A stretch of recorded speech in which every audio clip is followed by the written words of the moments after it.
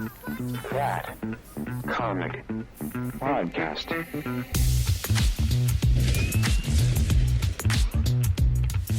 Hello, hello, hello. Welcome to That Comic Podcast. I'm your host, Menti, and with me as always are my wonderful sidekicks. First, Mr. Moshko. Hey, can I kick it? No.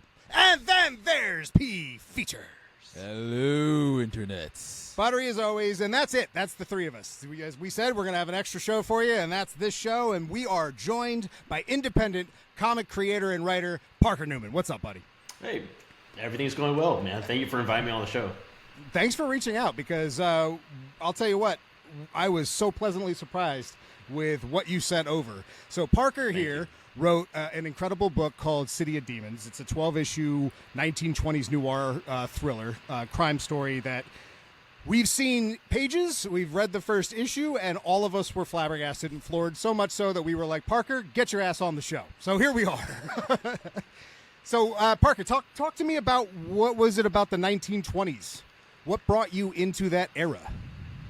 Yeah, so for me, I've always wanted to make a comic, so there was a practical side and then sort of like the creative side to it, to be honest with you. The practical side being, to be completely honest, that at this stage in my comic book career where I'm not going to get funding from a big publisher directly, I had to go black and white. And I also thought that a cool workaround would be that to set it in a time period to where black and white would feel natural. It wouldn't feel like, to be honest, I'm being cheap in any way. And I'm a history buff. I loved history, and I work in media, do a lot of video production in my normal 9 to 5. So I naturally had a fascination with like Hollywood and old Hollywood in particular. The sound era and all that stuff is great. And so that sort of just led me down a rabbit hole of looking at the whole story of how Hollywood became Hollywood, like how they became the epicenter of American pop culture. And when you learn about it, you learn about how a lot of the sort of the dirty underside of that sort of culture that Hollywood has had for decades and decades, how it's always been there. I mean, obviously we hear about it a lot more now with the current P. Diddy situation, the Harvey Weinstein. And I mean, there's been like it feels, you know what I'm saying? Like, it feels like a million different cases or allegations and all that sort of stuff. Unfortunately, that list of names keeps going. Yeah, so, yeah, it's never going to stop. But that has been there even since the beginning, since the early days of Hollywood. And beyond just that, even the origins of a lot of the studio system, how it's tied into a lot of the early mafia connections within Southern California, a lot of the dirty money exchanging hands, a lot of those weird little scandals that popped up here and there. Like, I honestly think if the internet existed during that time period, like, we'd be going even crazier then than we were now. So it was just a fascinating period of time, and also, again, stylistically, artistically, I thought it lent itself really well to some really cool, moody artwork and interpretations of LA that we haven't really seen a whole lot of, at least not in the independent comic field. And so, yeah, it was just, honestly, for me, just something that just kept snowballing more, and then which led to the creation of the story itself, when I decided to put 4 very distinct, psychologically complex characters against that backdrop, and really just allowed them to play and see how they reacted to different things. And that's been, from a writer's side, it's been extremely fun. Well, it's beautifully written, which is interesting because it's not very written. Yeah. I heard you say in another interview that you're a comic nerd who hates thought bubbles, which I thought was a really interesting way to put that. That you hate narration when it's overwritten or when it's over narrated. Yeah. But that's so part and parcel to a good noir story. Well, that's just something where, to be honest with you, it was, well, first off, when you said, like, there's not a whole lot of, like, actual text on the page, a lot of people, and I think this goes also to movies or even narrative prose in books and a lot of novels, people think great writing is a lot of dialogue, is very flowery text, where if you're specifically dealing with a visual medium, like even film or comics, great writing is from the moment to moments. Something, like little character moments with no dialogue. That's great writing. That's as good of writing as, long monologues that are, super powerful or whatever. So that to me was, especially with comics, you can do that. And you can sort of allow people through your whole page layout to sort of breathe and go like pace it out. I call like breathing with the characters. Absorb these like cool little character moments. I like that. That's a cool term. Because again, you look at comics, the way a page is laid out, that's great writing. You look at again Alan Moore's run on Swamp Thing, all these crazy page layouts that feed into the larger narrative. That's great writing, not just the all the long monologues or all the conversations back and forth between the characters. And how I mentioned that there's no narration. At several points in the series, I do cheat a little bit with that. Like for instance, and this is not issue 1, but in issue 2, there's Spoiler an example. alert! I only read issue 1. Yeah, so, but there's a scene where a detective looks at a crime scene, and I was like, well, he's not going to speak to himself, so I have to cheat a little bit, and so I have like essentially, like the captions being like his text, like something he writes in his journal. It's like, but that works. Notes. That's right. creative, actually. And then I cheat again later on in a flashback sequence where I felt. You kind of have to be cheating? I don't know if it's cheating. I call it cheating because I set out a rule for myself on day 1. I'm not going to do any captions or like any like thought bubbles or anything, and then I cheat later on because I'm like, no, this moment probably calls for something like that, and it just. I think you call it cheating. I say paying homage to Watchmen. You know what I mean? Because that's how that book opened up. So yeah, I feel as though, especially when I look at some of your other influences, things like From Hell and things like Batman Year One, you could kind of see that gritty tone that you're trying to go for. But we've kind of got an idea of what led you to writing the story. Yeah. But let's talk about the story itself. Let's make sure everybody is on the same page with the. I don't want to go too far ahead because again, I want to save a little bit of it. But I do. What would your? We have time, so not an elevator pitch. We can go a little longer than that. Yeah. But how would you describe the story? The story for me, my quick pitch is that in 1924 LA, at the precipice of Hollywood becoming Hollywood, a serial killer targets the top mafia officials of one of LA's top 2 warring crime families. The newly appointed head of that crime family then enlists the help of 2 private detectives to solve these murders. And so they try to track down the serial killer. Meanwhile, the other crime family is using the introduction of this killer to its political advantage.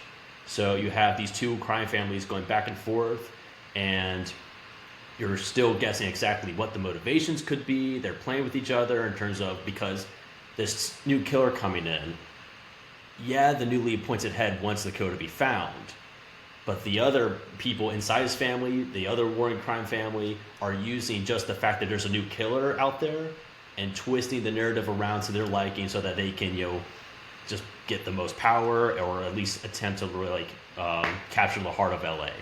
And so what I try to do is that it first starts off, the story as almost like a whodunit. You're trying to track the serial killer. What the mystery turns into more is a mystery of motive. And when you discover the motive, you'll find the killer. Are you telling me that's who shot Officer White? Spoiler alert. Because I didn't know who shot Officer White. Yeah. You'll. well, kudos. No spoilers. Well, and I will say to Pete, I said this on every podcast and every time I've talked to someone who's read it, and I'll be upfront. And issue 1 is a character piece, because what I did was I introduced the reader to my sort of philosophy approaching the whole series, which is character first, character before plot, character before even the overarching sort of mystery, character before everything. So the first issue establishes that sort of storytelling philosophy in terms of issue 1 is a character piece. And spoiler, but the character gets introduced to the mystery at the very end, but you're not given a full picture of exactly what that mystery is at all. Right. The events leading up to it or directly after, which you will get in issue 2. So, but so what I tried to do was say, and I knew from the outset was, before I take this reader on this crazy ride, they have to really connect to what I consider to be the central heart of the story, which is Lucas Short. They have to get behind him 100%. And so far, from the 30 or so people I've had preview it, I think it's been really successful in that. and because you really allow the reader to go on his journey. And it's 20 pages, and I'm really happy that we quickly get it to where you understand him, you understand his potential motivation going forward, you understand really psychologically and spiritually where he's at. Like there's a moment on one of the sample pages I showed you where it's a black panel, super close up of an eye, less of a close up of an eye, and then a full reveal. That's on the back of a flash. He's a World War I veteran. The back of a whole World War I flashback, there's a mystery actually in that flashback that is pulled in later. Oh, really? But yeah. So the last page of that flashback. I'm pulling up the comic. I'm going to have it open. That actually gets dived into a little bit more. So there's even another layer to his trauma that you do not find out about until a little bit later. I think the saddest moment of the book is him leaving the soldier. Is that the moment? Yeah. No. I thought I figured it out. All right, go ahead, Feature. So I want to say props to you because for the story being just 20 pages long, which is something like when I first read, I talked to Minty about. I was like, yeah, it was just 20 pages, but it was a really great read. I think that is something that a lot of writers. Well, I don't want to say a lot of writers, but sometimes you often find most people who can write a good story often don't know where to cut it off at to keep people engaged. And I think you did a great job on that in that regard. And then speaking of your main character, Detective Short, interestingly enough, for me, it was like it was amazing. I'm curious. You went with a black character, right? And when I read it, I was like, oh, this is cool. This is great. And you know, he's go through a series of traumas before you get to the present day, and then right at the end we experience another trauma, and you're like, okay, wow, this guy's going through a lot. But my question for you is, what made you decide to go with a black character? Right, so that was actually pulled. So for this comic, there was a ton of outside research that went into it. So a lot of details that readers may not even immediately identify. I still felt like readers can feel like when you're being lazy in a lot of those details. And so I made sure like my scripts with the artist, Kingsley, is filled with reference photos of different objects, clothing, a million different cars. So of that time period. And so part of that research, I stumbled onto a really, really cool part of LAPD history, which is that in 1918, I believe they had their first black officer, and by 1924, they had 4. So it's a really cool, not very well-known piece of LAPD history. And then I thought, okay, that's really interesting. And I thought, I already had an idea for like a veteran character, and, you know, all the characters, and I've described them as all in their own way being like, are on the precipice of just spiritual collapse. And so I was like, okay, so he has the war, and I was like, him being black in that time period would be just a whole nother layer of just sort of that, I don't even know the right wording for it, but it'd be a whole nother layer of loss, like sort of like you're in a world that almost tries to reject you on top of having this trauma that no one outside that really understands. Yes. And so just another sort of outside looking in sort of perspective that makes you feel incredibly lonely, that I thought I can dive into that a little bit more. And I think a lot of people, you know, even if you're not black and connected, that's a universal human sort of emotion and a universal mentality. So it's like, that was something that I thought I could really dive into, and I tried to be, I hope I was succeeding, try to be as respectful as I could be, even for the We'll see, Parker. We'll see. even for the World War I element, I watched a ton of videos of, you know, they call it shell shock, of like different men of being shell shocked, and, you know, just the whole tendency of what they could have would contribute to that. So I tried to be respectful, try to be as researched as I could possibly be. Because again, I think the reader feels when the work has been put in, and they feel when you're being lazy. And so I made sure not to do that. And again, what he actually later on, I mean, this is a spoiler, but I don't care. So he later on joins. He joins forces with another private detective. Okay. And that guy, his name's Lawrence K. I described him as he's going through his own trauma, but my initial description, it changed actually along the time, but my initial description of him was he's kind of like, he's an outsider looking in, essentially almost like a hippie before hippie was even a name. So kind of a man out of time in a way. Okay. And so they come together but in different ways. That universal emotion draws them together in a really sort of unique way. And but was an idea I had with taking all those characters that I think has succeeded so far really well. Lucas Short, I think's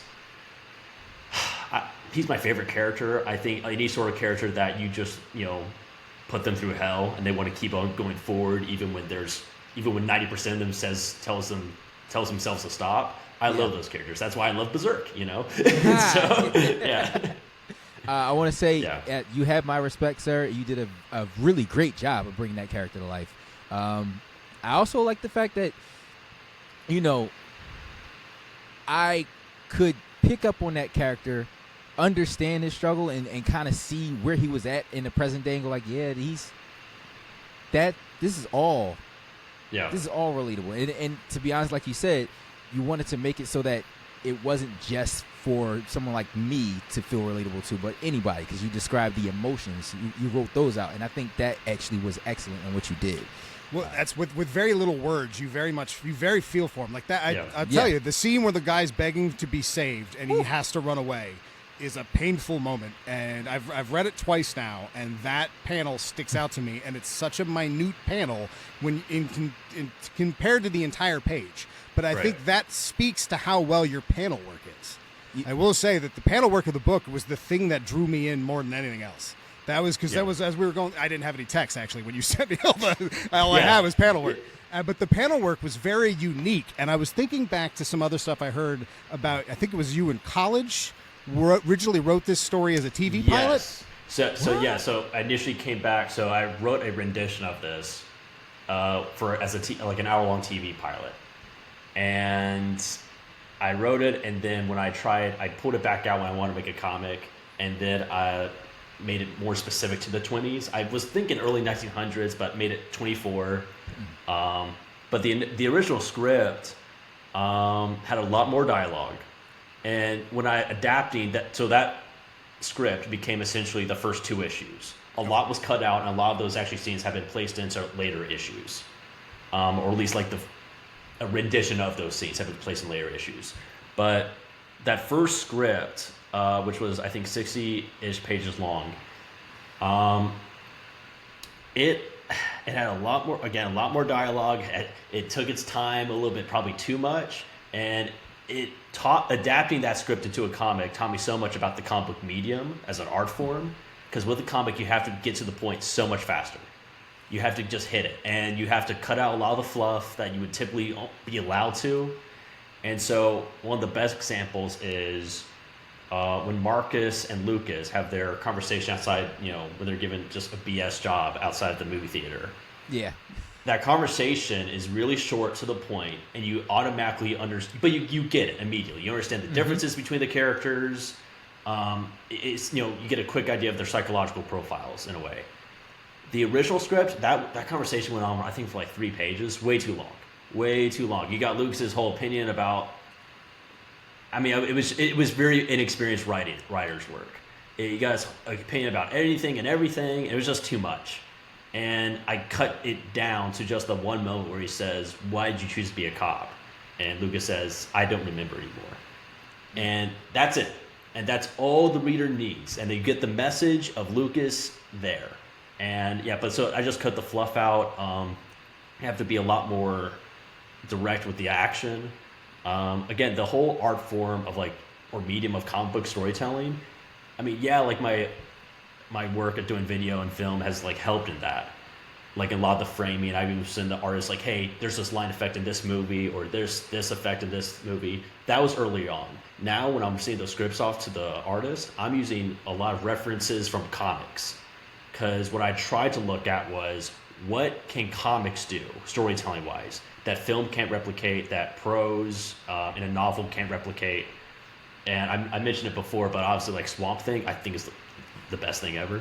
By Alan Moore, his first ever, technically a second, but his first ever real issue, anatomy lesson, really blew my mind, because you could not have told that story in a film or a TV show. That story had to be in a comic book. Like it had to be a comic book for that story to be told that way. And so I was already doing that a little bit with, I mentioned the page where it's like, zooms out from an eye. So that was a fact that I was like, okay, you can pace it out and breathe with this character and absorb everything this character is in this moment. So I was already doing it, but I've implemented that even more into later issues, to where I stopped thinking about I was thinking about it too much like a film. You can see it. Yeah. You can see it. And it's not necessarily bad. No. But for me, it was like, I want to dive in more to what makes this different as a comic. And the first issue, again, I think it reads super well. I think it's easy to understand what's going on, which, again, when you first write a script, you show it to someone, my first question is, do you even understand what I'm talking about? So, all of it comes together, I think, in a really strong way for the first issue in particular. Absolutely. And I have one off-topic question before we go back into the panel work, because I want to talk about you and Kingsley for a second. But say this blows up, all 12 issues come out, it does great. You're ready to option it now as a TV show. Do you go back to the original pilot script, or do you redo it? I mean, I would have to completely redo it. Yeah. There's the first pilot script. It just had two. I mean, there's obviously great moments because I use a lot of those moments throughout the series later on, but the flow of it wasn't quite there. The characters weren't the characters changed drastically. Characters you meet later on, like Lawrence, who I mentioned before, changed drastically over the course of writing the finished script. There was one part where I was going to have him be like the, sort of the undercover, sort of like he was, the bastard child of one of the one of the mafia officials, and he was like the brother. And I was like, this is too much. It's just it's just unnecessary. But there's a lot, to be honest. There's a lot of those kind of moments, or when you're first writing, where you just I just need to clean this up. So I would have to do a complete rewrite. Well, it's interesting as a writer for a couple things. I mean, obviously your background in film and your background in video plays a big role in this. And I also believe I heard you say that when you were writing initially, you used to sketch out what you were writing? Yeah. So one of the variant covers actually is quick little backstory. I'm part of an artist collective. Oh, cool. Where I live in North Carolina, and so I do portraits, but I do charcoal portraits, and I do sort of street art. So I combine hyper detail with sort of graffiti look. So I did mess things up a lot. Take your Instagram off private. Show people. Show people. I'll actually show you. All right, go get it right now. Go get it.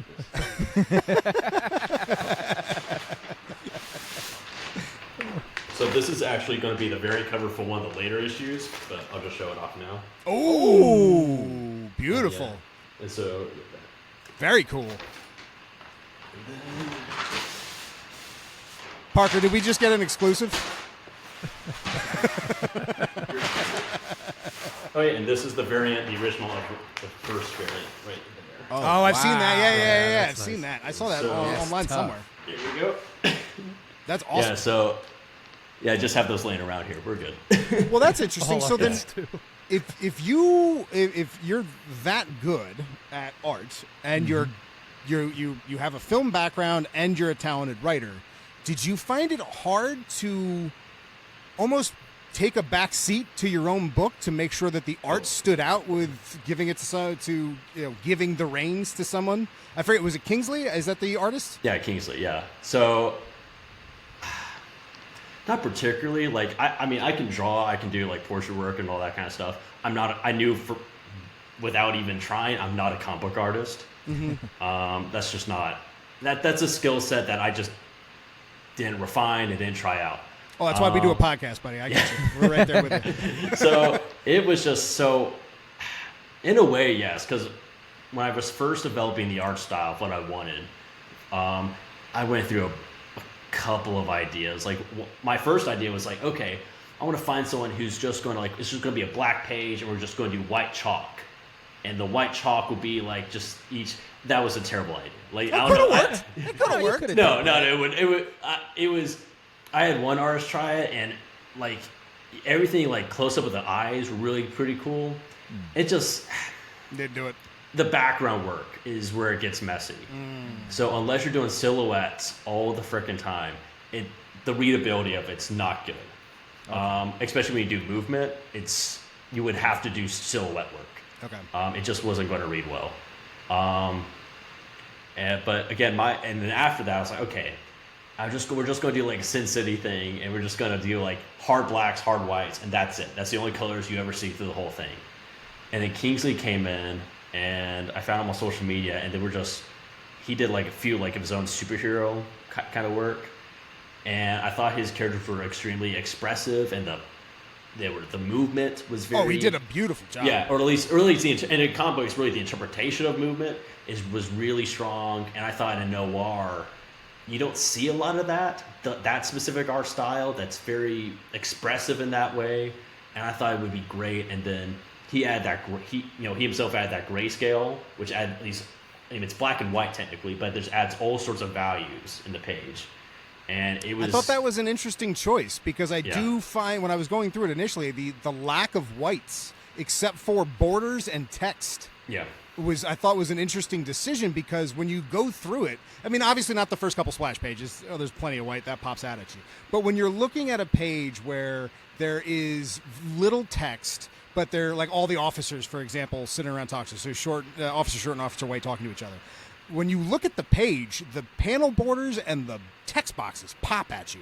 But so you can see all that easy peasy, but then you have to go back and re-look at the artwork, because it doesn't pop as much behind the text. Now, was that something that was an active, I guess it was an active choice if they decided to put more grayscale in it? Yeah, so we had a part of it was we realized early that the text that Nikki Powers did, specifically in the World War I sequence, which starts the book, really popped in a really cool way. And so we just agreed early on to just continue that through the rest of the issue.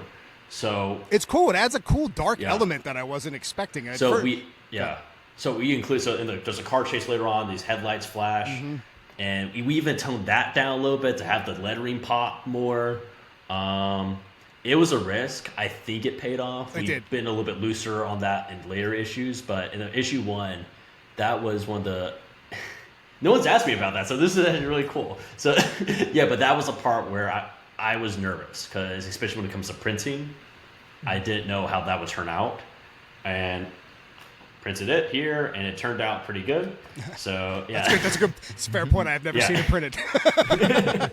Well, you always question about that, because our cover, when we had it printed, this is actually before I found my publisher, and we'll talk about that I'm sure later, but it did not turn out like I hoped. Okay. It just was too washed out, and so it didn't pop like the way it did on my computer screen or anything like that. So I had to go back and quickly adjust some of the coloring. But for the interior pages, I think it really works. Well, it works because it all fits together. It's honestly, the lack of text makes it stronger. And the reason why I say that is that when you look at a page like that, you're forced to read, but then forced to go back to appreciate the art separately.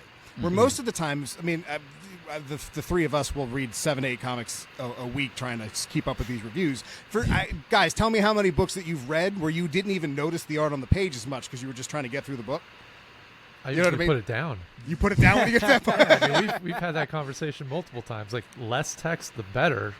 And, I'm more for, what's actually happening on the page, what things look like. I'm paying more attention to that than sometimes the text. Yeah. Well, and I like that it's almost like they're separated. Like they're two separate layers that you have to appreciate separately. And I like that because it kind of forces you to go back over the page, because otherwise you'll miss things. Right. And I like that. I think it's a uniqueness to the book to appreciating not just necessarily the text, but forces your eye into the gray. And I think that's kind of a cool metaphor for the story you're telling. Yeah, no, thank you for recognizing that. It was for noticing that.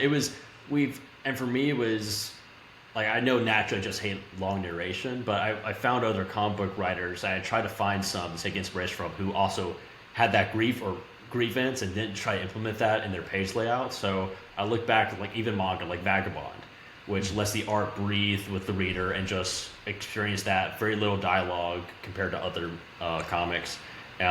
Robert Kirkman, I think the closest thing, if I can compare City of Demons, is honestly Walking Dead. I know it sounds crazy, but in terms of like, I kind of. It's just strong. It's what the focus is. Like people think it's like zombies, but it's like the focus is like the strong character dynamics. Oh yeah, and putting your characters in really tense, dramatic scenarios and seeing how they react. That's City of Demons. Yes. Quick question: Are there aliens involved?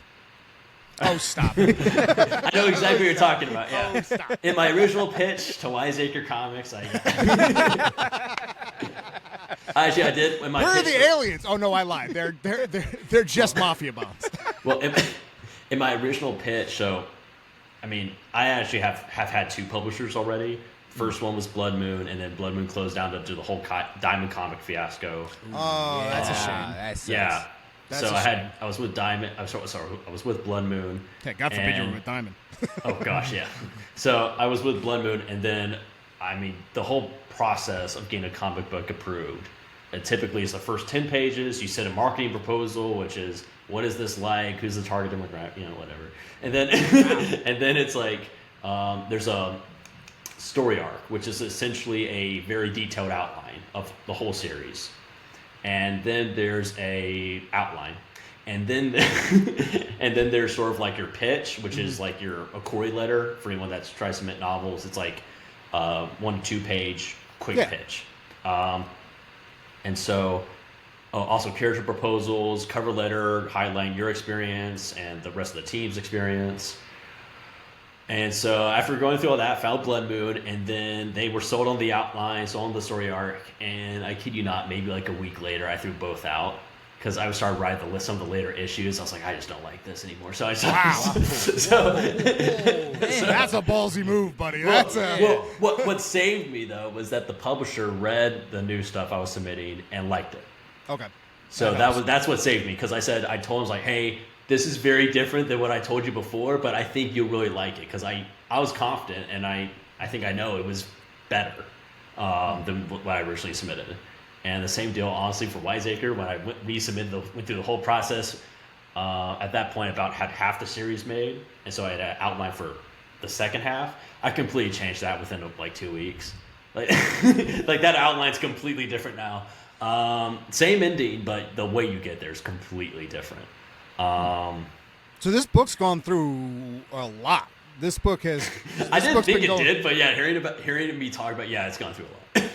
Well, that's it. So okay, when it's all said and done, all 12 issues are out.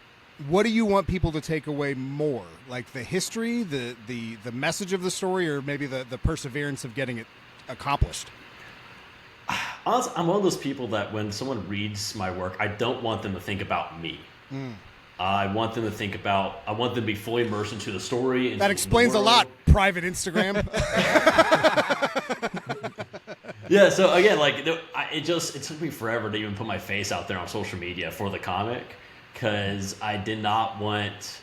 I don't know. I was like, maybe could be better if, like, you're writing a mystery story and people don't really know who this came from. That could be kind of cool. And then I was like, no, there's not enough people know what this is for that to even matter. So, but sorry, what was your question again? Well, what was more like? What do you want people to? Yeah. I mean, you answered half of it, because you don't want people to. So the perseverance you don't want people to care about.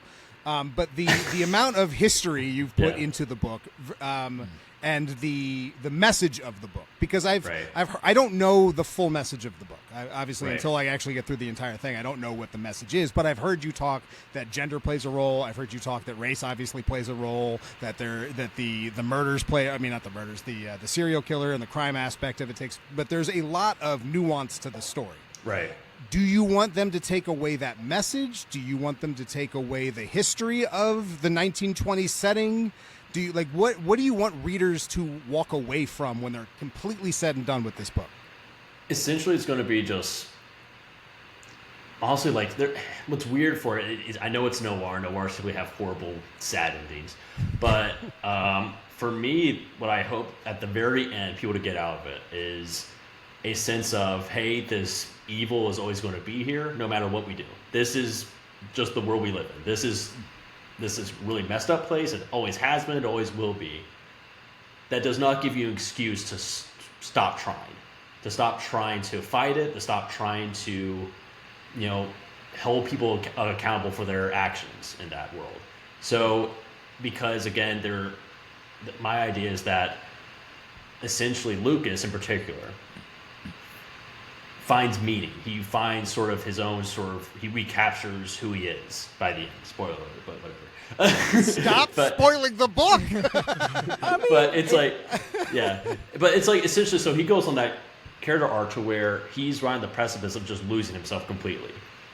And then he fights back away from that and really it's because once he finds out the type of evil he's facing, because you're initially again led to believe it's just a simple murder mystery, and then by exploring the sort of underground world of Hollywood, you find out this is about a lot more than just a serial killer. This is about a whole other layer, and so you really deal with like true evil, and that's where I think a lot of people get woken up by that. So it's just, I think, like, I hate to even but like a lot of that inspired that idea thematically. Came from, I was reading the book, sounds going to be so weird, but I was reading the book Band of Brothers, which is the memoir that the show was based on. Yeah. And I remember they said at that point in the World War II, they were just super jaded. They're kind of asking themselves, why are we even here? The war's pretty much over. Yep. And at that point, they thought, Hitler's a bad guy, but he's just trying to take over Europe.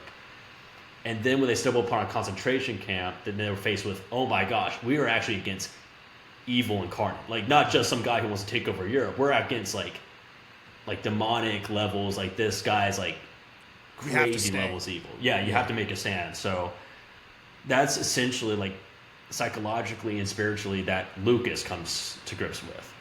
And that's what other characters have to face throughout the whole series, is how they're going to face or how they're going to react to certain circumstances like that. So, I just hope, again, the message of that, hey, there's always going to be evil, but you can't stop.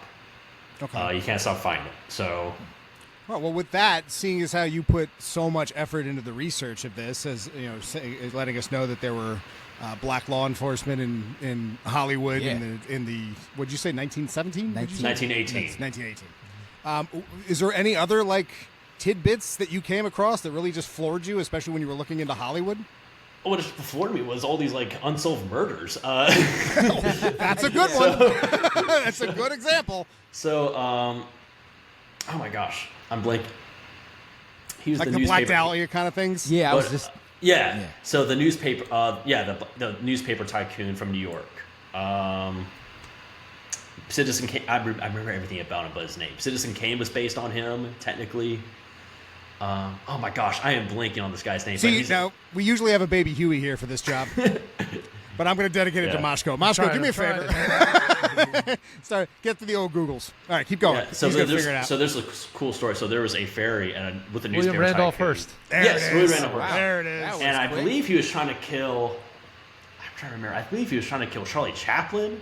And they ended up killing someone else, and then there's this whole, and it's like nuts. And then I didn't know that.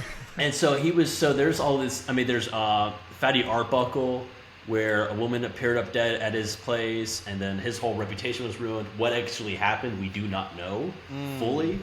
And so, I mean, all that kind of cool little Hollywood. There's a great book called American Babylon, I believe.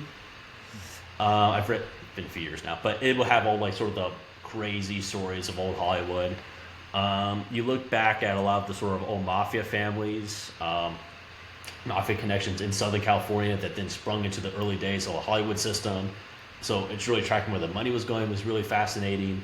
And so the two warring crime families, the one that's being specifically targeted by the serial killer is the family that has connections to all the studio systems. And they actually own and operate the largest, it's a fictional, but the largest studio in Hollywood at that time. The other crime family has their power in police and local businesses that, precede Hollywood. So there's that dynamic, and they go at each other, and they always play these power moves. And again, that has inspired, to be honest with you, not always specifically from LA or Los Angeles or California history, but even from early Prohibition days in New York and Chicago, where there's all these power moves, where one guy ratted out, and so all these mafia officials, I believe this was Chicago, went to a safe house outside and then that place got shot up by this family that came in and then took everything over. Wow. So those kind of that's damn what happened in the comic exactly. But those sort of stories where it just feeds into each other, and if I approach it and put my own twist on it, it's a great basis to build out of.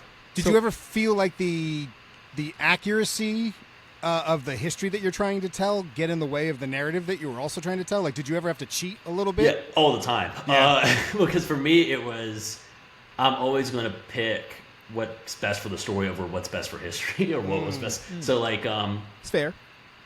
So, like, for instance, the car that Lucas and Marcus drive, that's all... And so the implication, we don't say this outright, but the implication, it's all beat up because they were given a horrible squad car. Mm-hmm. Squad cars did not exactly look like that in that time period, but we decided to sort of rough it up a little bit to give the message out that, hey, they were given something really crappy because it looks like a crappy squad racist. car. Right.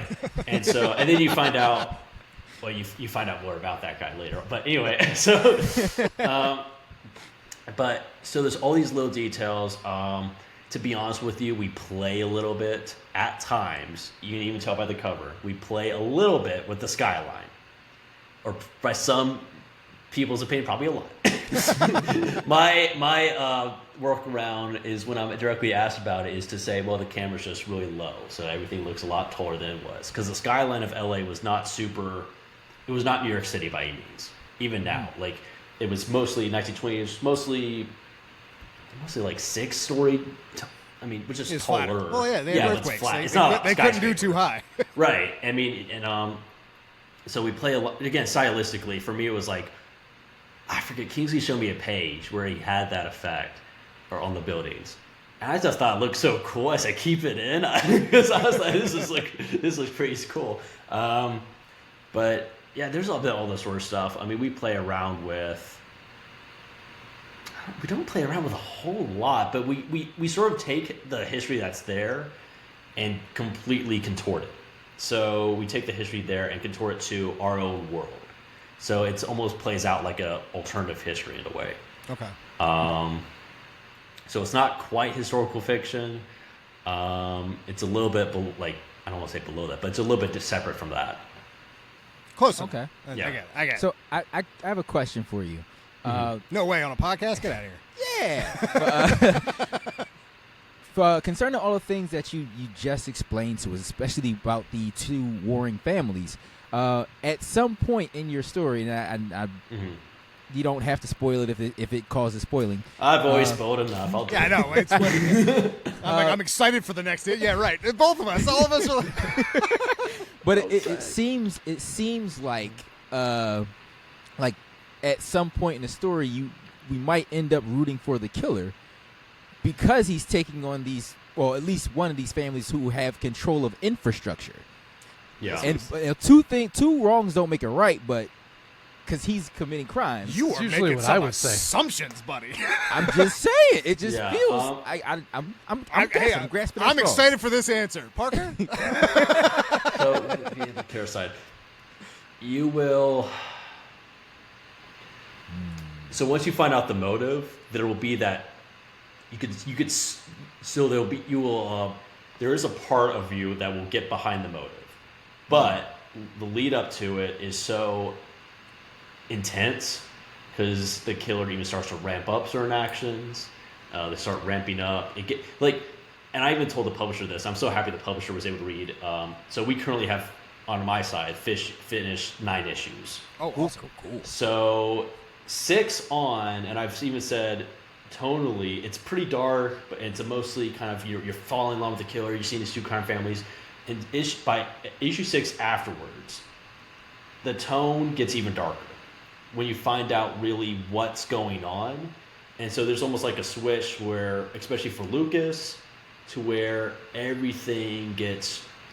Yeah, so even the killer starts ramping up. Yeah, so the killer starts ramping up actions to really inexcusable. I can't even say it all, but thank you. You will find out. You will understand the motive. You will not. Whoa. You understand it. Well, like again, like, and I think it may sound like super basic to say you understand it, but like you think about a lot of the great villains in movies or fiction, like Hannibal Lecter, horrible, evil character. You understand Hannibal Lecter, to an extent. Like even like I guess be a more modern example, a Joker, like Dark Knight. You kind of understand him. You do not agree with him. You understand it, like and Thanos. That's sort of the whole right. like So, villains never think they're the villain. Right, They always think they're the hero in their story. Yeah. Right. So for me, I've always, when I was doing this, I never wanted there to be a part to where I always kind of roll my eyes when Falcon Winter Soldier, where they where the bad guys were like, hey, like, get off their back a little bit. I'm like, no, they're murderers. Like, no. Like, these are horrible people. Yeah. So do better. Well, don't hurt anyone. We said I'll they're do not better when you stop killing. I don't even know if I'm allowed to say this word, but we said they're like, you gotta stop calling them bad people, essentially. I don't know what YouTube's rules are about that word, but you gotta stop calling them bad people. It's like terrorist. Yeah. Okay. Can we say that? Okay. Well, I didn't say that. I said errorist. Errorist. Oh well. Errors. So, we said you gotta stop calling them. Like, dude, they literally blew up a hospital. What else do you call them? Yeah. Right. Yeah. No, I agree. That is the short. That is the worst part of that show. Yeah. So the ending, I'm really excited for people. The whole series. So follow the mystery to learn more about these characters, because I think it's a lot of fun to pick up and. It's a series that rewards readers who pay attention to the small details. Because those small details, you may not really think it's a setup until later when it's paid off. Like, oh my gosh, that was a setup for something else to occur here, or this meant this. So, yeah, I think people are really going to enjoy it. And again, for the killer part of it, I've had 30 or so people preview the first 6 issues. Only one person has gotten the killer right. Oh wow. But they were this close to getting the motive right. They sort of, at the last second, kind of took a wrong turn with their logic. So, well, was that they were close. Was that by choice? Or is this like a subvert their expectations kind of? No, did that on purpose, or they're just? Well, no. My thing is just that, again, I want to keep people reading the next issue, and if they don't know who the killer is and they're still guessing, that's a pretty good indication of going to be the next issue. Yeah. So. Accomplished. Success. Yeah. So, but I think people, again, once you learn about the motive, which ties into a lot of the darker history of Hollywood, all of that stuff. I mean, I'm excited for you guys to read more of it. I think you guys will really dig it. Well, so tell me a little bit about what it was like, the creative process, especially now that you've gotten finished Torturous. so many. Yeah, I gotta say that. So you didn't know your letterer or your artist. No, I met them on social media. And that's another thing. You didn't ever really get a chance to really face to face. I mean, I'm sure you did stuff like this, but it wasn't really. No. You didn't even do this. No. Oh wow. Oh well, wow. No. That's wild. Kingsley and I have never even talked really. I mean, we've talked through voice messages, but we've never this. So was that hard for you? Because I mean, that you have to really give up control to some degree. Yeah. Not really. I never felt like that with Kingsley, because again, I write out how I want the page laid out. Okay.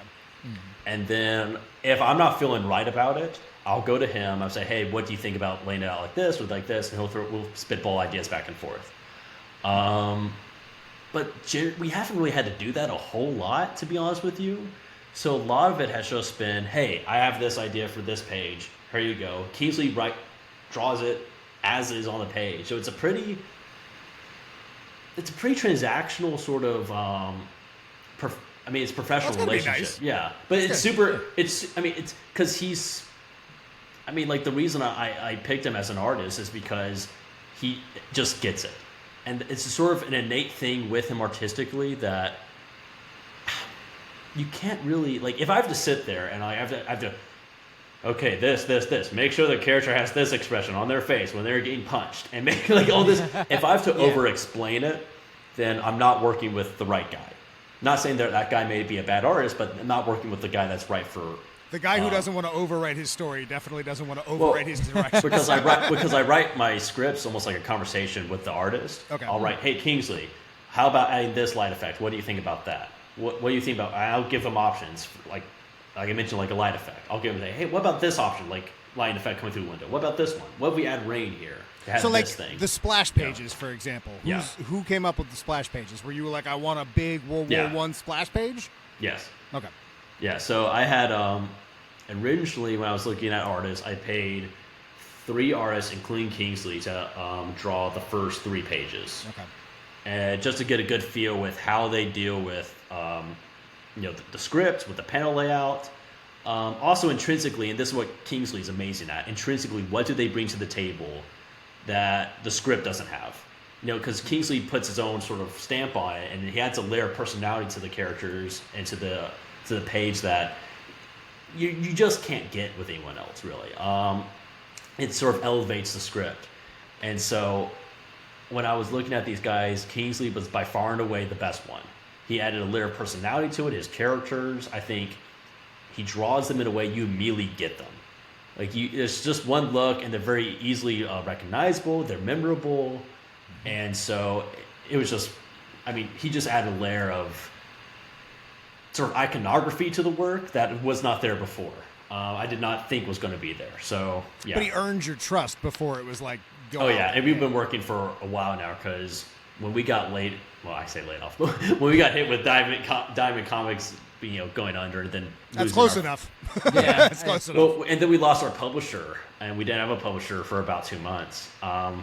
That was a part where, we just stopped, but I was still talking back and forth with him with story ideas, and the first thing that made me realize it was going to be a pretty good partnership was not just the art, but I think by issue 4, we never really talked much about story together.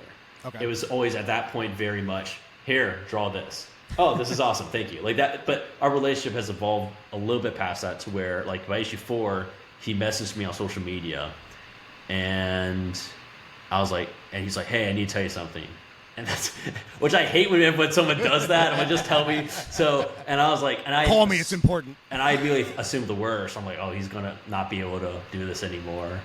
And so I was like, hey, what is it? He said, I really, really like the last issue. He's like, I really like where this story is going so far. Nice. And then we had a conversation. We had not really have a conversation where the story was going later, but I told him at that point, the whole outline. I told him who the killer was, the whole motive.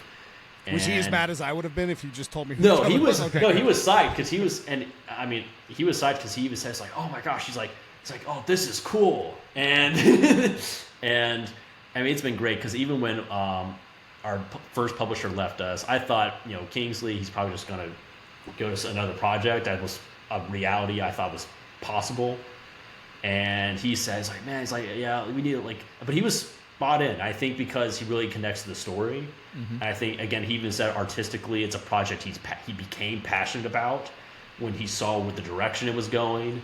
And so, yeah, I think for him to become passionate about it, more so from the creative side, has been really, really cool. How long did it take to find the second publisher? Like, was that pretty quick, or was that? It was quicker. Yeah, relatively quick, because I know a lot of people that lost Blood Moon have not found a publisher since. That speaks to the testament of the book. Yeah, so it was a part where I was on a podcast, and they told me, and I said, "Oh, so who's your publisher?" I said Blood Moon, and they're like, "Oh, is Blood Moon still going to be around?" Ooh, because of all the Diamond stuff. And I said, "Well, I haven't heard anything, so I'm going to say yes, they will be." Oh no! And then, it was amazing how spot on their timing was. 2 days later, it was 2 months before the book. 2 months before the book was supposed to be released. And then I contact Keith Rommel, who is the head of Blood Moon. I say, hey, talking about trying to continue to talk we previously had about pre-orders. I was like, hey, what about this and this and this? And he goes, and I send him like a long email. He just emails back going, don't even worry about it. He's like, Blood Moon is going down. And I was like, oh, we're 2 months away from the finish line. I was like, oh, it's sick. And that day was horrible. There was just, in my current job, there's also relationship stuff. That whole day was one of the worst days this past year. And so I was like, oh, because all that effort you goes into it, and to be honest, even financially, the money that goes into it, it just hurts. It hurt immensely because the whole process to get Blood Moon was kind of painful. You face what's like 100 rejections for that, and if you ask like why reject this, the reason is because you're new, not because the work itself. Like I even reached out to a sizable independent publisher. I won't give the name away, but I reached out. So I was frustrated. I forgot a rejection letter because I thought what we had was really good, and I was like, I guess I'm just crazy or something. Maybe I'm just too close. I reached out to him saying, hey, I just want to know what can be improved, what's wrong with it. And he said, it's not about the work.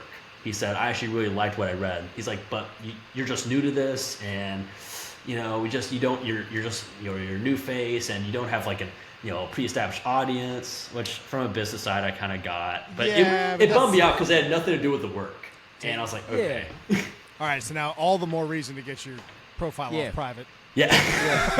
Open up, man. Open up. Yeah, so it was but yeah, so what we about I think it was 3 months after Blood Moon closed down, we got with Wiseacre, and so I reached out to sort of a woman that's really in the independent space named at least her name is K-pop Junkie on Instagram and YouTube. So, but she's like almost like an encyclopedia of independent publishers. Like she knows all like blah, blah, blah. Like, it's crazy. Oh, that's awesome. So I asked her. I said, "Hey, do you know anyone I could I reach out to?"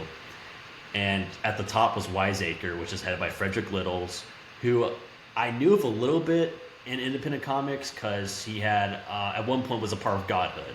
Okay. And then left to do his own thing, and then he had made Godhood and had made Magnus, which was sort of a superhero comic that blends in with like African folklore. Mm-hmm. And so I was aware of it, and I was like, this is so different than Magnus. Would he even like be into this? And I was lucky enough when I sent him the issues, he got it. Like it struck a chord with him. He was able to immediately get what we were doing, why we're doing it. And so creatively, it's been a great relationship with Fred. He there's moments where again it's very character centric comic to where I'll have 2 or 3 pages, or probably more like 5 pages, where it's just like character moments where like the last issue was just drawing a parallel between all the 4 central characters.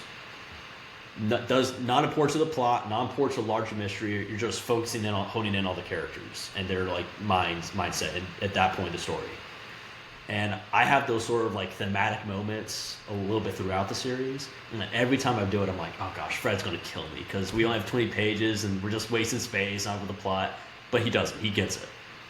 And I know he gets it because he gives out actually a lot of notes for other creators, and which is necessary. He's given me a little bit of notes, but he gets what we're trying to do. He's behind it 100%.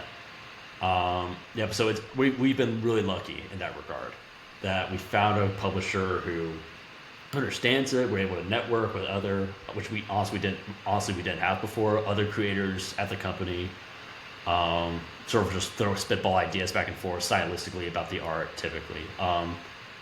But what is that like when you get art criticism? You just, hey buddy, like how does that work? Do you just send over the notes as is, or I'm just like, shut up. I'm just kidding.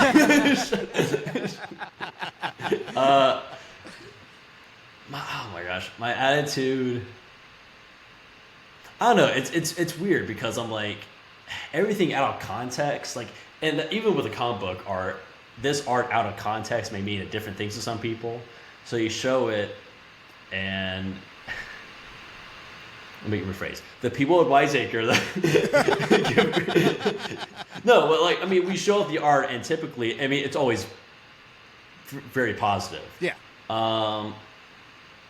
Yeah, I didn't have a single word. I had no words to read. Yeah. I only had the pages that you sent without anything, so it was just style and tone. Yeah. Like, I had no clue what I was looking at, but it was something there. Yeah, that's where again, when I showed you the samples, I kept seeing you more and more because I was trying to sell you once, like, you may not have context for what we're showing you, but I think anyone can look at that, what I showed you, the sample page, and be like, oh, that's pretty cool. Yeah, no question. And you immediately kind of get noir, detective, deals with dark subject matter. And again, the page layouts are very intentional, very thoughtful. And again, where I was like, I think people, and especially at this point where no one's outside of a handful of people, no one's really read it yet. When you're selling the comic, all you have is the art. Like, again, because you haven't bought the issue, or like, no one's bought the issue, so it's like you can't sell them on my writing yet. Yes. And I disagree with this creator on a few things, but like Todd McFarlane, he actually made a great point. He said, I can sell a comic with great art but terrible writing. I can't sell a comic with great writing and terrible art. And I agree with that when it comes to like a first issue, maybe second issue. However, you need great writing to create a real fan base, to create longevity for the comic, especially in the independent space when there's no like superstar artist like at my level coming in, like a Todd McFarlane or like a Jim Lee or any of those Image guys. So for me, it was just like, it has to be so good. And again, Kingsley just got it because it has to be so good, because when people open it up, you don't typically, for me, I don't know about you guys, I'm not reading when I'm looking at if I should get this new title or something I've never heard of before. I'm looking at the art. Yes. Oh, the art looks really good. That must mean the right. And so we sort of conflate the value of the two together. And so. But you're absolutely right, because you take a book with good writing versus a good book with just good art. A book with good art, you will sell an issue or two. Yeah. With a good writing sells an arc. Good writing sells a character. Good writing will get to a point where it's a good book with, bad writing and good art when someone else takes over inevitably. Yeah. You know what I mean? Go ahead, Feach. I was just gonna say I agree with you. It's the dialogue is what keeps people, but the art is what attracts. It was it's the sizzle. Yeah. Yeah. Yeah. You didn't have to do the sound effects.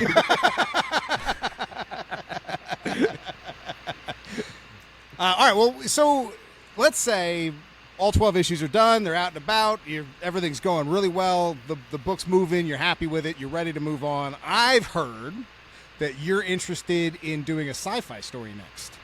Oh, did I say that before? You said that in the podcast, that you were interested in that you were floating the idea of moving into sci-fi afterwards. Is there any truth to that? Man, to be honest with you, I completely forgot about that. But yeah, that is the story idea. I forgot I said that out loud.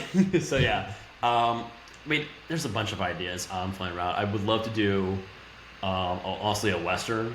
Oh, cool. Where it focuses on. That's a great idea. There's not a lot of Westerns right now. That's a great idea. And the Western I have would be essentially. I would focus more on like sort of a Native American who. Yeah. Go ahead. I can't really say too much but it's like essentially he starts his own gang, and it would be framed. It would be the most novel-like comic I could make, to where it would be framed by a reporter on the eve of World War II, me with like the last Wild West, like real Wild West star or legend, goes into his sort of like penthouse or whatever. It has all this like sort of old memorabilia, old posters, Wild West shows, all this kind of stuff. And his claim to fame is that he killed like the last true outlaw of the Wild West. That's cool. But it's his story about how he went undercover by a government agency. Still vague idea. Going undercover to a government agency to where he then gets sort of initiated into this Wild West gang. They're just head up by this sort of Native American guy. It has a whole interesting backstory. He did not grow up as in a tribe or anything. So he's kind of like a man, like similar to Lucas, a man who's rejected by essentially like, who's isolated in a lot of ways from the world. And he's rejected by both sides because he did not grow up in a tribe or anything. So he's a man without a tribe. Also, he's Native American. So, he's just isolated that way immediately. So I was like, just explore that character. So that was an idea I was throwing around. Is it the history? Because I'm thinking about, is it the history buff side of you that kind of pushes you down that road because you have the history and the research to back it up? Well, it's the history. Well, for me, it was, to be honest, I'm mostly inspired by themes than I am about history. History is a big part of my interest that I kind of blend in with it. So like for City of Demons, I know we talked a lot about the history, but my biggest idea was examine kind of like put a lot of broken people in a pressure cooker and explore the sort of dramatic themes that brings with it. And that kind of happened naturally to where we got to the final point, which is, fighting evil no matter when or what, because it's always going to be there kind of idea. With the Western one, it was essentially, I'm just going to probably the most political one, but it was growing up in like North Carolina in the mountains. It's very much, at least with the locals, and my parents and my grandparents have been there for years and years and years, like, so just hill people. There's very much an anti-federal government attitude. So anti-authority, you hate the government, and to be honest, after the hurricane that went through that whole area, Western North Carolina, last year, that sentiment reached its peak. Like FEMA came over, and the whole situation that was handled was made people angry. I don't know if I've ever been angry in my life, because my parents were hit by that, and so just that whole attitude. I was thinking about, okay, what if you apply that to like this outlaw gang that's essentially trying to fight the expansion of the railroad, and so they go through all that. And so for me, it was exploring sort of the wrongs and rights of that super anti-authority mindset in a way. So it's more like, if you want to be political, more like a libertarian sort of view of the world. Sure. So it was essentially exploring that in a gang, because the gang would be made up of people like runaway slaves and people, other Native Americans, that were people that felt sort of ostracized by the power that be. I was throwing around the idea of like, and this was the most controversial part, was I was throwing around the ideas like, oh yeah, maybe there's even like old Confederate soldiers, because a lot of farmers were fed this lie that, oh, this whole Civil War is about our rights, which if you dive into the history, it was not about that at all. And so a lot of the powerful slave-owning families sort of kept feeding this narrative, oh, it's about your rights. And if you ask one of the farmers, you read in their journals from Confederate times, they have no idea what they're talking about. I mean, they've just been lied to. And so feeding in that sort of... It's an interesting idea. But again, that's an idea that a lot of people... Again, maybe I'll just... It's almost Jonah Hexy. Yeah. Right. So it's that idea to where it's like you have a lot of people that feel like they've been taken advantage of in some ways by someone more powerful than them, sort of band together and to just trying to make their own destiny out west. Well, it's a connecting theme between these two books. And I also kind of answered one of the questions that I had in the way you described how you wanted to take real-world scenarios and then adapt them into your stories. Because I was thinking about, like, when I first heard that you were interested in sci-fi and that you were also a history buff, I thought, oh, that's kind of a creative exercise for him, because he can't really lean in his history and his research to tell that story. It's got to just come out of his head. But not really, because you just said you've taken actual real-world events and then adapting them into this potential Western. Well, so would you do the same thing? Would that be how you would travel down a sci-fi story? Sci-fi, it would just be more... the story I'm sort of like in my mind, and I've written a brief outline for one. It would be like essentially like a 3-part story. After doing 12 parts, in my mind, I thought that was short. Again, I was on another podcast. A guy said, yeah, I was doing my own comic, and a guy from DC told me, hey, just do like for your first one, do like 1 or 3 issues. And I did. I'm doing 12. And hey man, out of ignorance and naivety, because I thought 12 was short. Because in my mind, I'm thinking, oh yeah, because Bagley and Bendis did like 100-something issues of Spider-Man. That's long, but 12 is nothing. So, I could not have been more wrong. And, I mean, well, we recently established amongst ourselves that 10 is the magic number when it comes to issues. So, yeah, I mean, your passion took you there. That's where we tend to. Yeah, so it was. Yeah. I thought 12 was like really short, and so I only found out it was like not short at all. Not short at all. And then, not in the least. But the sci-fi one would be much shorter. It was essentially the idea of doing a prisoner swap that goes wrong on another planet kind of deal. It's probably too similar at the moment to Pitch Black. Probably too similar at the moment to that. But for me, like you said, you don't have the history to lean on. I think you do. History to me is nothing but stories. So you can take those stories and contort it to whatever genre you want it to be. And I mean, you have that. You also have, I mean, with sci-fi, you have a million different references to other sci-fi stories. You can just take that, twist it. But again, just stories in general. I think, like, I'm the type of guy, I can enjoy, when people ask me, like, what's your favorite type of movie? I guess my preference overall would be a thriller. But honestly, if a movie or just a story is good, as long as it's good, I can enjoy it no matter what genre it is. So, What's like, the best movie you've seen recently? Oh, I've seen it recently. He's like, there was a I thought that was going to be an easier question than it was. No, because I was about to say, I saw Nocturnal Animals. It actually came out a few years ago with Jake Gyllenhaal.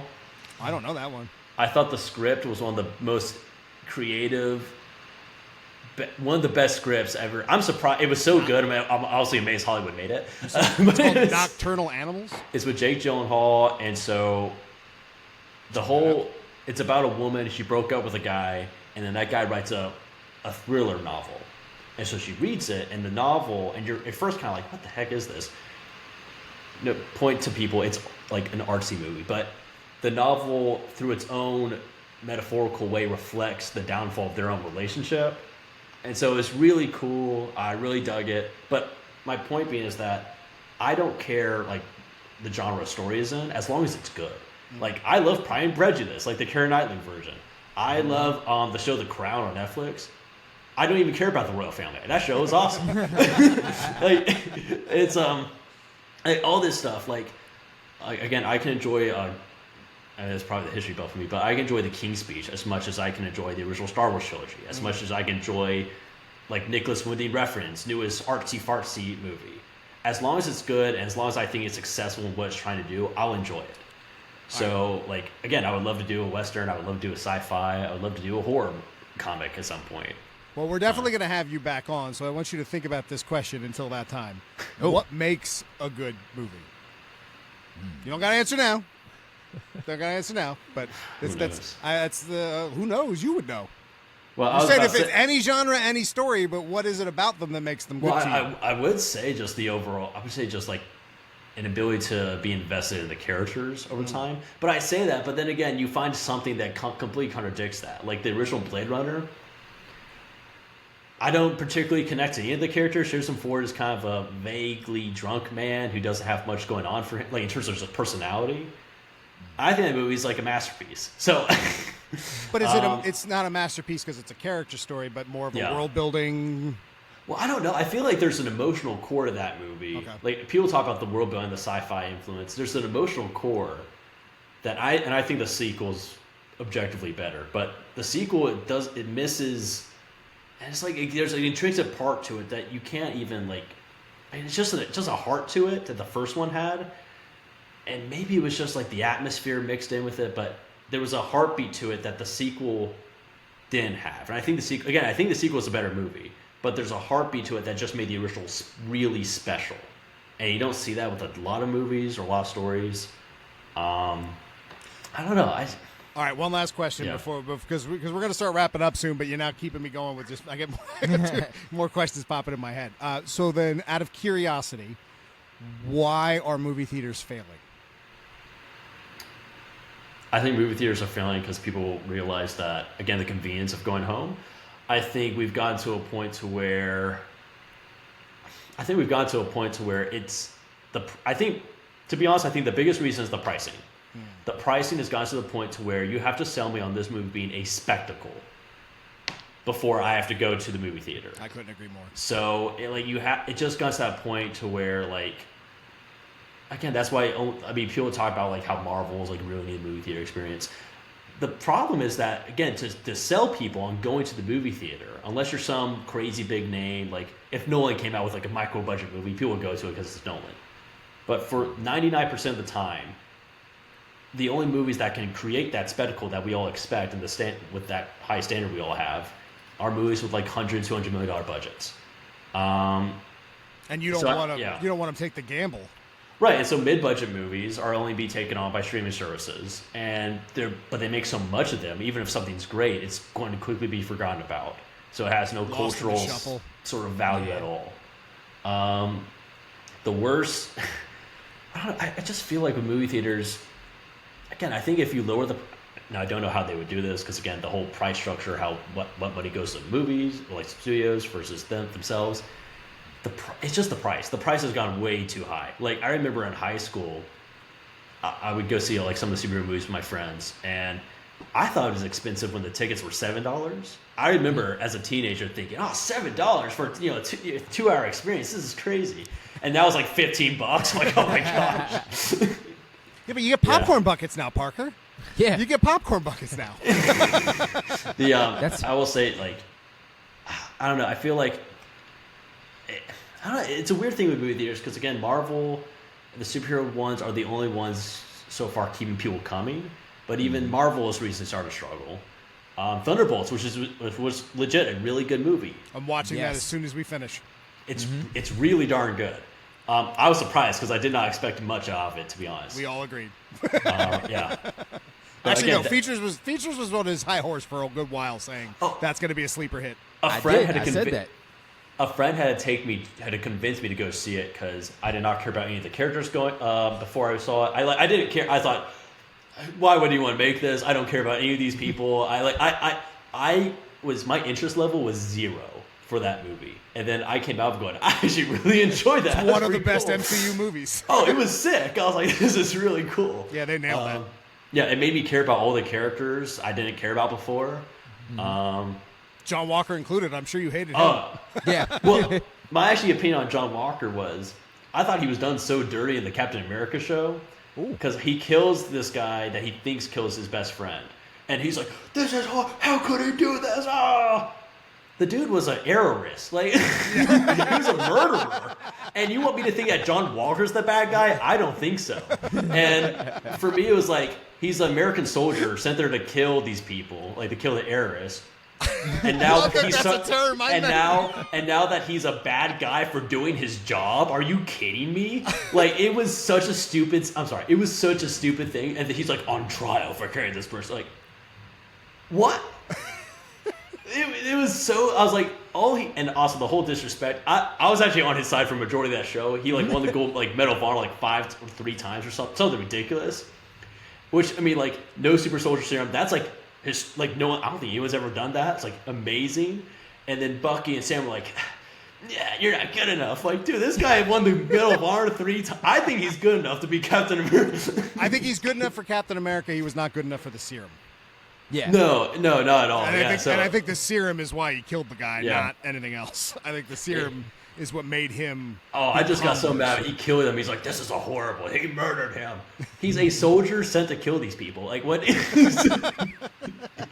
you want him to do? It's like the only bad thing was that I guess the public saw it, which. And he was also begging for his life as the public saw him. Yeah. that doesn't help optics at all. I mean, I don't know. Like, it's like if I saw a guy who like murdered like 100 people, like if he was going around murdering 100 people and everyone was like, well, yeah, he just murdered 100 people, but all they saw was a kid get bashed with a shield on the nightly news. That didn't go over well. I watched the show and then I saw him on trial. I was like, I'm gonna go. I was like, what did he do wrong? You gotta put a body cam in that suit, man. It was. And I was like, wait, these people are going around. And then the show, and then the whole subplot with the boat. And I did not care at all about Sam's family. Like, get that out of the show. And then it was like, we're trying to sell a boat. We're struggling to sell a boat. I like Sam's family. Those were the character moments. I like. Well, hold on.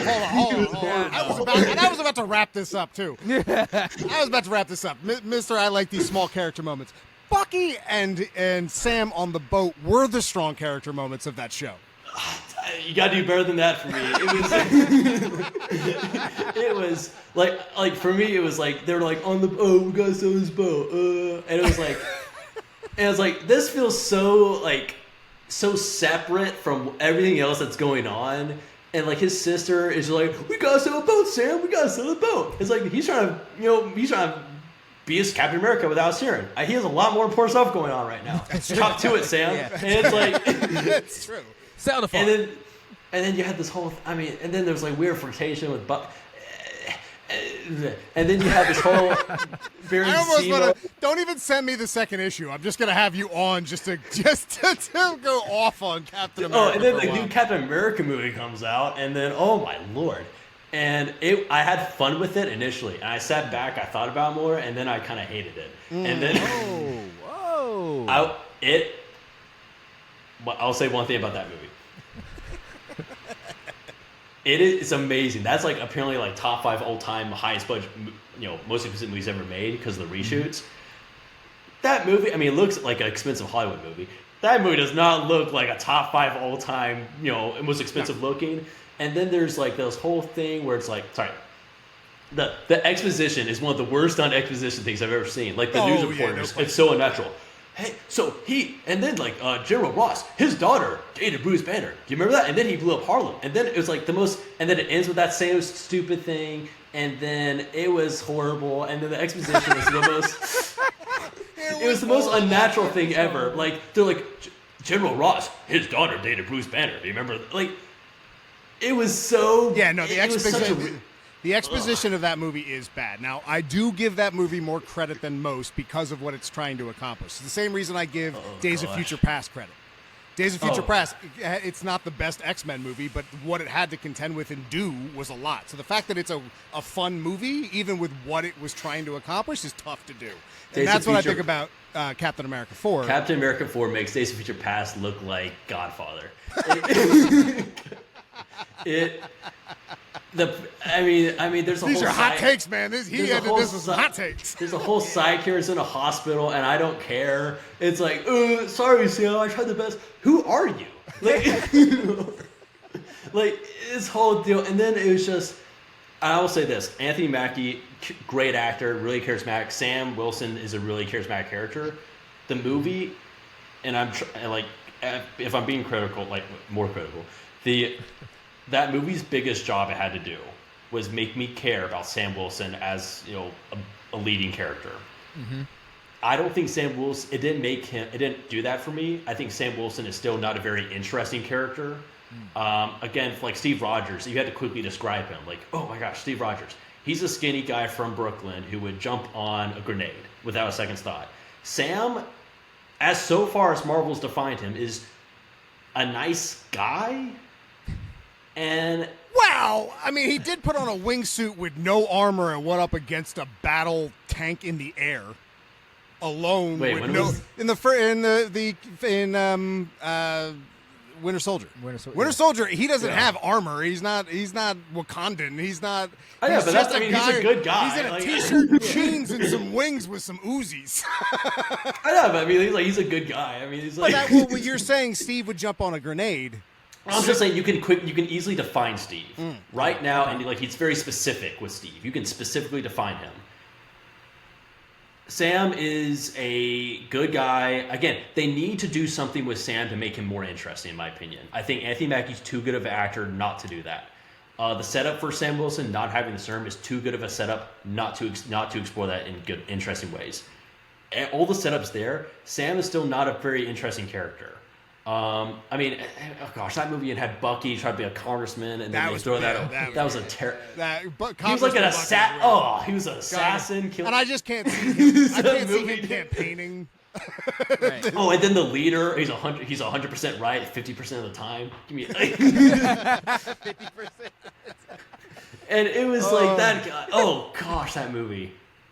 All right, so this was all right. So we're gonna have you on 2 more times. One time to talk about the next issue of City of Demons, but another time. I'm hyped for Fantastic Four. I think that's gonna be sick. Fantastic Four. Okay. So okay. I think what we need to do is we need to get an MCU ranking from Parker. I need to know what top 5 and top bottom 5 are. Now you know what? Give him top 10. That's all right. We don't got to do this right now. We're an hour and 30 into this already. We said at the beginning of this is going to be 30 minutes, 45 minutes, and here we are doubling it. I was about to say, if you want to see me actually like crash out, just ask me about Love and Thunder. Oh my god. Oh, I'm right there with you. I'm right there. That's Christian Bale is so good. Like he's a world class actor. Don't do this. Don't do this, Parker. It works Don't against do the movie. Don't do this. We're going to be so here. good. Parker, we're going to be here another hour, bro. Don't do this. We will do this. I promise we will do this. Movie. Yeah. But yes, that is by far the worst MCU movie. I don't want to hear that. I don't know. It's not what's worse than that. I will say this. It, like Eternals, is an interesting failure. It tries to do something, it fails. It's not an interesting. Eternals is an interesting failure. Eternals sure. is interesting. Taki Waititi tries was to add high this on his weird own thing. supply and just Right. tried to out Waititi with Titi. No, here's the deal. I think the worst type of stuff is the one I feel just apathy for. Like, I don't even hate it. I just feel apathy. It's the most corporate, which, blech. Like, and that to me is the Marvels. I don't aggressively hate it. It's the most corporate, bleh, sort of like marketing team safe product. Again, there's a million great chances for dramatic. I think Captain Marvel could be a really cool, interesting character to explore, especially her with Kamala Khan. No, but Kamala like, Khan. Yes. oh, yeah. Kamala Khan. well, I'm just saying there's Miss a, Marvel. like there's a great scene where like again she's leaving people when their whole plan's being blown up. That's a great like don't meet your heroes kind of deal. Like that could be a dramatic sort of ideological sort of difference for them to get over. That's cool drama. That's something Marvel we have not really seen a lot of Marvel. Not forgot about. They're best friends. We have a montage. Well, we They're have to best have a friends, singing and dance number. Oh, Come on, man. What are you talking about? yeah, that movie is that's my worst one. You didn't download the karaoke version? You weren't ready? Karaoke version. All right. Let's stop. Let's stop. We are doing this again, but let's stop. So let's reel it back in. Let's bring it to City of Demons, and let's talk about where everyone can find it, how they can support you, because I think it's a resounding yes from our show that this deserves backing and support. Yeah. So where should people go to find out more, not only about you and your projects, but specifically where they can back this and support it? Right, so everyone can go on Zoop.com. Zoop is a crowdfunding platform exclusively for comics. And so you're going to find a lot of great independent comic stuff on there. So please not just support City Demons, but support others if you can. City Demons can be found on Zoop. It's one of the, actually my publisher had a sponsor on their page, so it should be at the top. And again, we actually hit our $2,000 goal, and we have, I believe, 10 days left to go. And even though we've hit the goal, let's just keep on going. I want everyone to experience the story early because everyone who supports it gets an early look at this before it's officially released. And so, I'm going to leak it to the... No, I'm kidding. Yeah, so again, just take a look at it. And if we hit our $3,000 stretch goal, all the physical backers get a metallic cover. Oh, cool. So that's actually a really cool reward. dope. And so, yeah, that's something to really look forward to. And There also, he is. Yeah, there we go. Hey, Moscow is Yeah, doing 9 days great, ago, yeah. Huey. There you go. Did you create an account already too, or just? This is really cool. And so, Oh, there's that cover. There, Yeah. yeah, I knew I saw that cover. Yeah, and then we have there's the cigarette one, which is actually the first ever depiction of Lucas ever. So I did all the variant covers. I love the one with the bandage on the nose. Yeah, and so we have again metallic bookmark, which again is really cool. That's another little physical feature you get to get, and again you can even get that as an add-on. So again, there's all sorts of really cool rewards you can get, and again you can sign up for the Wise Bundle, which is again is more books from the publisher Wise Comics. Really cool publisher of independent work, really great stories. I recommend everyone check them out. And again, if you want a more personalized taste, go on my Instagram, cityofdemons_comic. Probably within this week, I'll actually create a Discord for people on it to just engage more with a little bit with the creative side, see a little bit more behind the scenes, to get more exclusive content that you will probably won't get anywhere else. No, you won't get anywhere else. I would say probably. Yeah. So, I will start Discord and just continue to build that community. Was really grateful for how organic people found Sea of Demons on Zoop. Again, it's a newer crowdfunding platform, separate from a Kickstarter. But I think anyone who loves comics will definitely love it, and anyone who loves comics will love City of Demons. I think it's really good character-centered story with a really intriguing mystery to build on. I don't even think it's people yeah. who love comics. I think this is one. Yeah. This is one of the stories that it's the medium is comics, but if you're gonna like this, even if you're not a comic head. So That's actually true. Yeah. So again, if I first tried it, my marketing wise before I found my second publisher was like reaching out to arc reviewers, so people would read like novels beforehand, and I got a million rejections because they heard it was a comic. So, Wow. but I was about to say, but the few who did give it a read dug it, and they again, you're 100% right. People who love just great stories will really like this. yeah, it's very well done. Yeah, even if you're not a normal comic book reader, you'll read this, and I think you'll really connect with it. Well, we will make sure everything is linked to on our show post. So please, by all means, That Comic Podcast, you will also find it there if you don't remember the link that he just said. And we will also make sure that we share it on our social, so you'll find it there as well. But yeah, Parker, I can't thank you enough for joining us. This was a blast of a conversation, and definitely went past the 30 minutes that we talked about. Yeah. But congratulations on the success. Congratulations Thank you, already hitting your goal. Congratulations on 9 issues completed. Nothing but respect and love for you to get those other books done. Yeah, man, I can't wait to read the next issue. Yeah, thanks, guys. Yeah, awesome. Yeah, thank you so much for just letting me talk and even talk a little bit about some of my gripes with some of the Marvel stuff. I love Marvel, by the way. I think the whole... Well, we all do. Only true Marvel fans have gripes. And I'll still get in line to watch the next movie. So no question. Yeah. Fantastic Four opening day. I'm But so- I have I'm to so ask. hyped. I have to ask now. One last question. Fantastic Four or Superman? What are you more excited for? I'll say Superman because James Gunn, My man, Pots the and Pans. start of a new universe, I'm intrigued to see what he does. I was one of the people when he first announced the new lineup of movies. I was hesitant because half of it sounded awesome. Half of it sounded, I was like, Who? I don't know if I was. I was like the Authority. Who's the Authority? They got And- scrapped. Didn't they get scrapped? I think Did they they got get scrapped. scrapped? I think the Authority got scrapped. think I heard a rumor that one of the earlier scripts of Superman had the Authority as like the bad guys, Yep. which I actually think would have been cool to be like he's a optimism versus these sort of more anti-hero stories, like a sort of a meta narrative, which I like the Boys. I think it kind of is to a degree because it is, a but very, the Authority's now removed. Yeah, Yeah, but it's just now it's the who's like the dude who gets corporate his, funded. Yeah, who's the guy who gets his neck stabbed? Why can't I think of his name? The dude that Wonder Woman snaps his neck. He's in the movie. He's the guy who funds everything. Oh, No, not Rand. Lord. No. It starts with an L, doesn't it? Lord. Max. Lord. Maxwell Lord. Maxwell. Yeah. There it is. But it's so. But yeah, I'm really intrigued. See exactly what DC is doing. I would love for DC to be successful because They deserve it. they need to be. Again, I think they fumbled. I actually like Man of Steel. Man I of think Steel, yes. Yeah, I actually really like Man of Steel, but I think after Man of Steel, the way they tried to speedrun everything, and that was a horrible idea. So I hope, and I think James Gunn's a good storyteller. I don't want them to get too far ahead themselves. I keep wanting to wrap this up, but I keep thinking of other questions that I want to like. All right, for a guy who doesn't like bloated storytelling, would you go Snyder cut, or you skip Snyder cut because it's so bloated? I hated the Josh Whedon version. So did I. I think the Snyder Cut actually has a lot of really good moments. The ending, my problem with Snyder Cut is really just the ending. I think it overstays its welcome.